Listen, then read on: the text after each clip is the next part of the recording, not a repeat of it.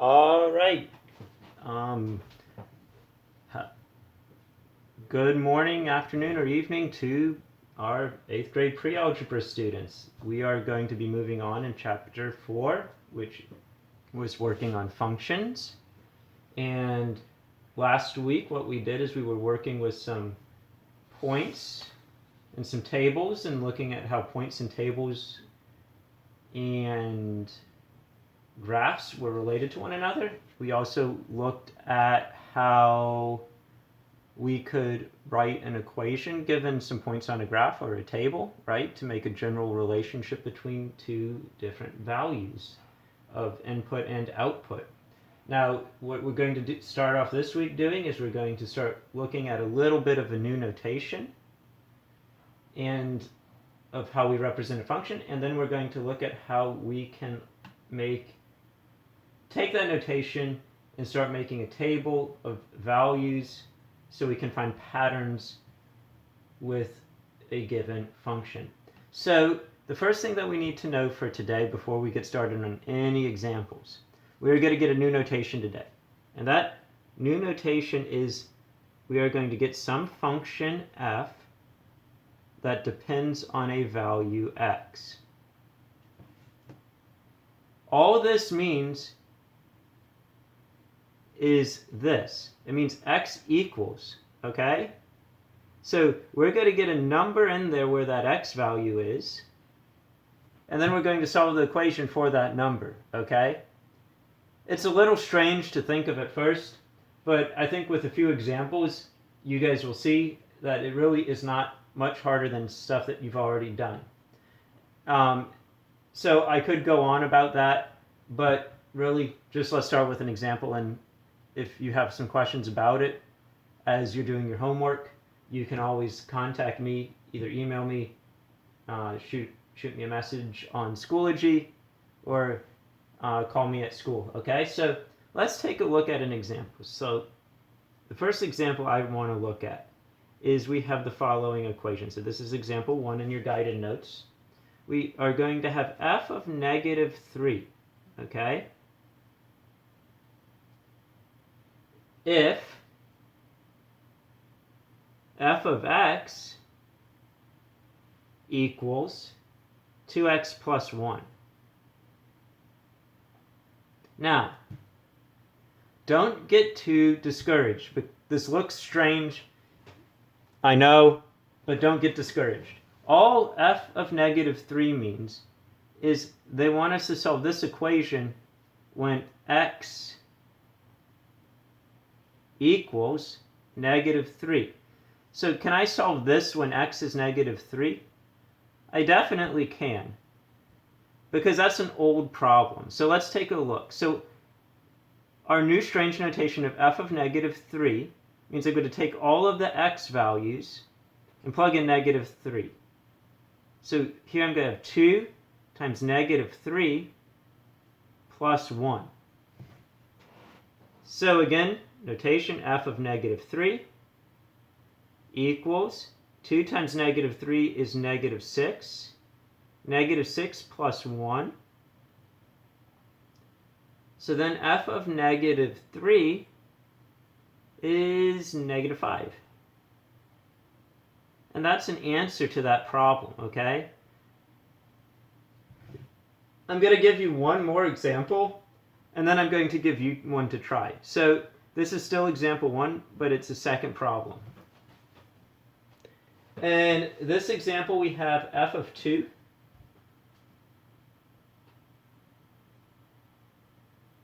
equals if f of x equals x minus 4.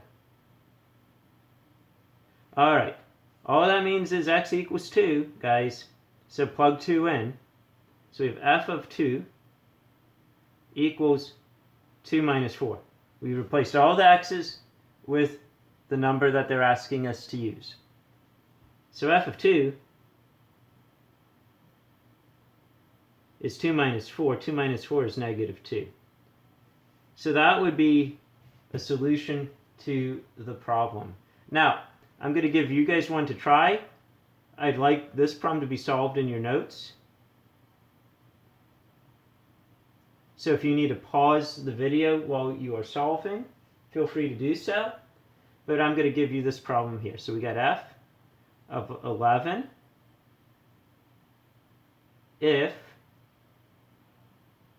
f of x equals x plus 5. Okay? I'll give you a hint. Remember, f of 11 means your x value in the equation is going to be 11. Okay? So if you need to pause this for a second to solve, that's fine. Try to solve it on your own and see if you get the right answer, but I'm going to talk through it as well. So pause. Don't go ahead until you get an answer on that page, but I'm going to go ahead and solve. So I got f of 11. So I'm going to replace all my x's with 11. So x is going to become 11, so I have 11 plus 5. So f of 11 in this problem would be 11 plus 5, which is 16.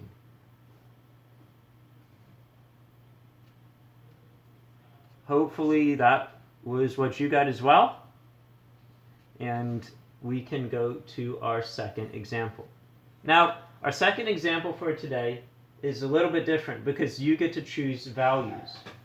So the problem I'm going to look at for you guys is this. Choose. So this is example 2. So this is going to be function tables.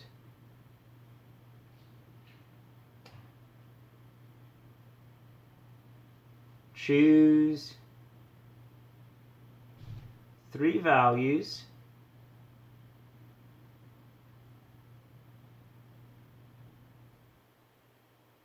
to make a function table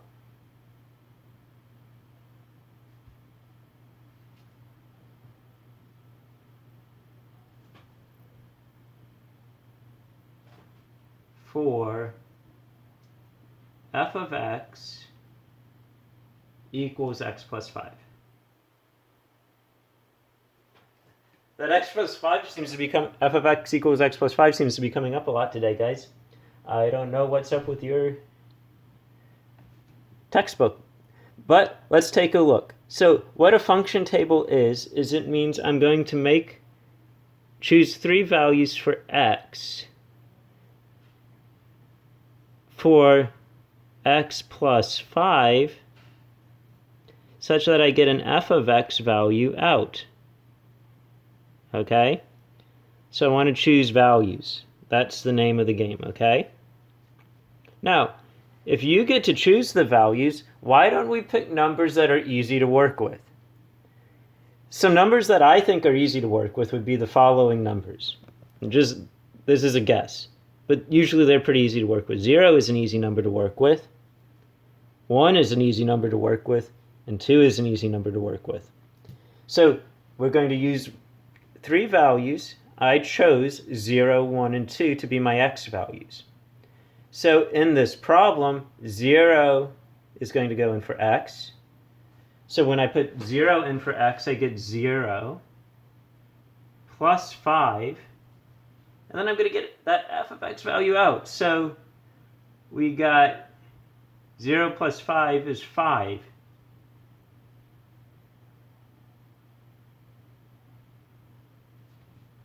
Then I'm going to use 1.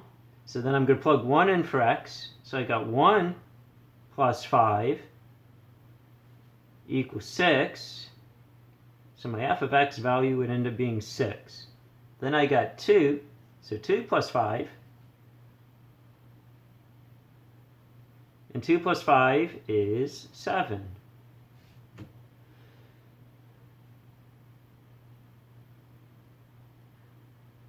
Let's give you guys a second example to try. So this one you can try. Again, remember that means pause the video and actually try it, okay? It's going to be the same directions. So choose 3 values to make a function table. But the equation I would like you to use, or the function I would like you to use, is f of x, and then x minus 7 is going to be your function, okay? So you're going to get your x values,